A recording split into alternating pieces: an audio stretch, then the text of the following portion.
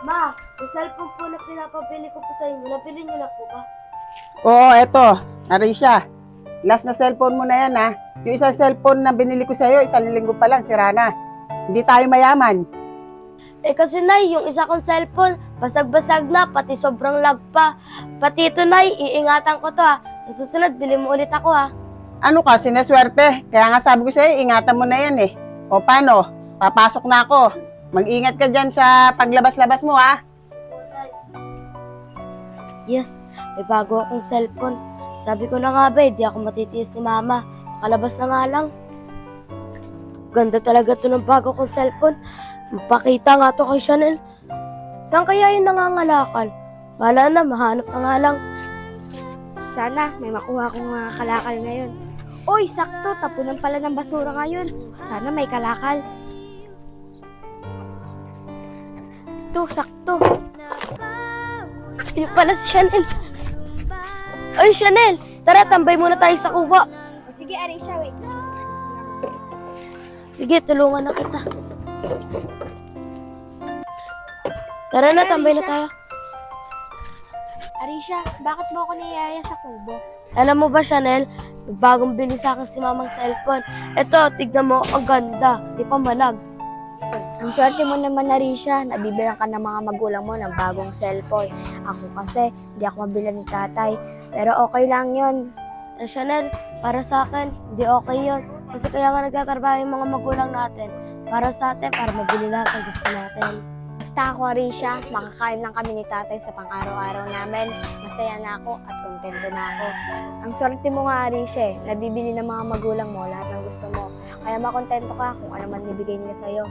Maraming salamat, Chanel. Ay, siya nga pala. Uwi muna ako sa bahay ah. Di pa kasi ako kumakain eh. O sige, Arisha, ingat ka. Mangangalakal din naman kasi ako eh. Sige.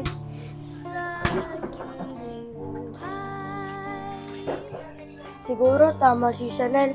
Dapat matuto ako makontento sa lahat ng bagay na binibigay sa akin ng magulang ko. Kasi si Chanel, makakain lang sila sa pang-araw-araw. Kontento na siya at masaya na siya. Samantalang ako, binibigay naman lahat ng mama ko, lahat ng gusto ko. Di pa rin ako makontento. Pero bahala na nga. Ang swerte naman ni Arisha, nabibigay ng mga magulang niya lahat ng gusto niya. Pero sana, makontento na siya sa mga binibigay ng mga magulang niya. Bala na nga, basta ako, mangangalakal na lang ako. Marami na to ah. Saan pa kaya merong kalakal? Okay, Nis naman. Di ako binigyan ni mama ng pera. Bahala na. Saan kaya si Chanel? Manap na nga lang. Uy, si Chanel yun ah. Mapuntahan na. Uy, Chanel! Bakit Arisha? Anong meron? Wala, Chanel. Gusto lang sana kita samahan sa pangangalakal. Ang boring kasi sa bahay eh. Ah, ganun ba, Arisha? O sige, doon na lang tayo sa monte para marami tayong makalakal. Sige, tara na. Sige. Sana may kalakal na dito. Arisha, wala namang kalakal dito eh. Tara, doon naman tayo sa kabila. Tara.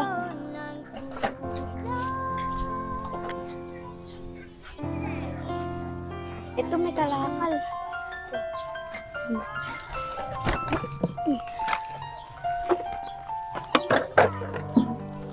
Chanel, wala na. Tara. na. Ba't kaya di na sa atin sumasama si Arisha? Hindi ko nga alam dun eh. Baka walang pera yun. Uy, si Arisha! Nangangalakal. Tara, puntahan natin. Tara! Oy, Arisha!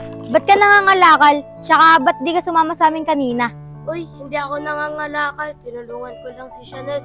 Ah, kaya di ako sumama sa inyo kanina. Kasi wala akong pera, di ako binigyan ni Mama.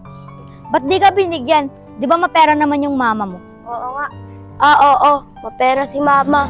Pero ayaw niya ako bigyan ngayon. Kaya lumabas ako sa bahay. Kakainis nga eh. Ah, ganun ba, Arisha? Akala namin may pera ka, kaya dapat isasama ka namin. Eh wala, hindi ka na lang namin sasama. Eh wala talaga eh. Ayaw akong bigyan ni Mama ng pera. Ah, ganun ba, Arisha? Paano? Dito na kami ah. Saka ka na lang sumama sa amin kapag may pera ka na. Tara na guys.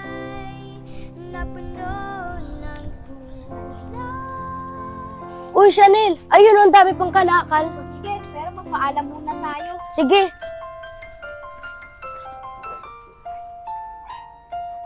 Hey, bata, pwede ba magtanong? Oo naman, ano bang kailangan mo? Napansin lang kasi namin na marami kayong kalakal dito. Pwede ba namin hihingin yon? Oo naman, basta yung mga plastic bottle lang kasi yung mga babasagin ayaw ibigay ni mama. Ganun ba? O sige, salamat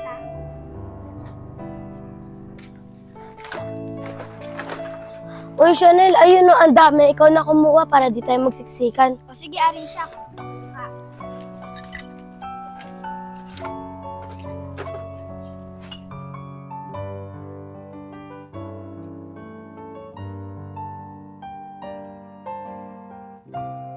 Arisha, tara na. Tara na. Sige. Arisha, upo muna tayo dun. Nakakapagod na kasi. Sige. Sige, Arisha.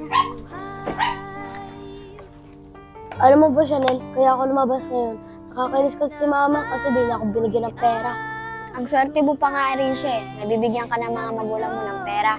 Kasi ako, hindi ako mabigyan ng tatay ko eh. Ha, swerte? Eh, di nga ako binigyan ng pera ni mama eh. Yung swerte dun. Arisha, hindi porket hindi ka binigyan ng mga magulang mo ng pera, hindi ka na swerte. Ako nga, hindi ako binibigyan ng papa ko ng pera eh. Pero masaya pa rin ako.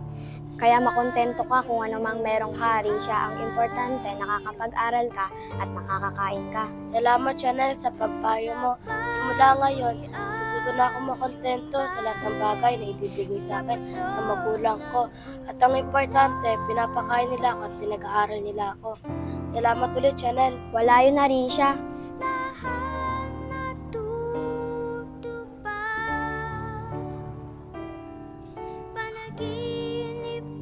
Pa-subscribe naman po!